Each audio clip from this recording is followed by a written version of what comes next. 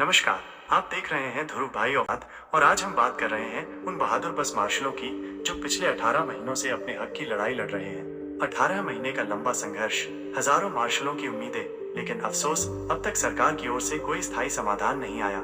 2 महीने पहले गुप्ता जी ने मार्शलों को 60 दिन का समय दिया था और भरोसा दिलाया था कि इस अवधि में रोजगार का समाधान निकल आएगा।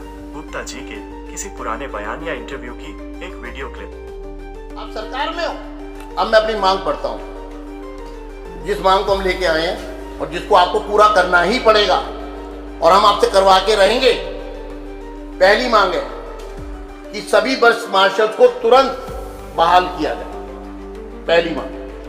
दूसरा, इनकी सर्विसेज जो है वो रेगुलर की जाए और इनको जो अपॉइंटमेंट दी जाए रेगुलर की जाए। इनकी सर्विस किस दिन से, जिस दिन से इनको अपॉइंटमेंट दी गई, ये नहीं है हम अब रेगुलर करेंगे।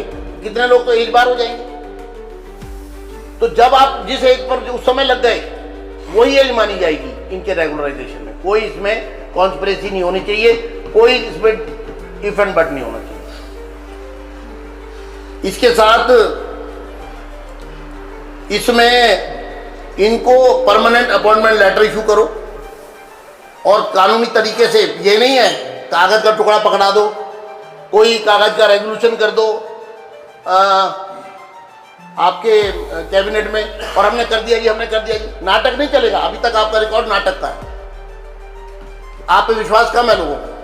आप properly process, due process of law से आप इनको सबको appointment letter, permanent appointment letter इनको दो। एनुअल इंक्रीमेंट चाहिए हमें, जैसे सबको मिलता है। ये काम करेंगे 12 घंटे, घर से निकलेंगे 14 घंटे के लिए। पगार दोगे आप अनस्किल्ड लेबर जितनी भी नहीं, कोई इंक्रीमेंट नहीं। ये 21वीं सदी में भारत, दिल्ली में हो रहा है, शोषण हो रहा है लेबर का आपके शासन में। इसके आगे इनको रीडेजिग्नेट करिए। इनको गार्ड किसी भी रूप में लिखिए, मार्शल्स किसी भी रूप में। वॉलंटियर शब्द हटाइए। वॉलंटियर क्या होता है? ये रेगुलर सर्विस में है, परमानेंट एक स्पेसिफिक जॉब कर रहे हैं। वॉलंटियर शब्द नहीं होना चाहिए। वॉलंटियर शब्द लिखने से ऑनरेरियम नहीं है इनका, इनको वेजेस दीजिए। Payment of wages instead of honorarium. 10,792 की संख्या बताइए, संख्या को बढ़ाइए।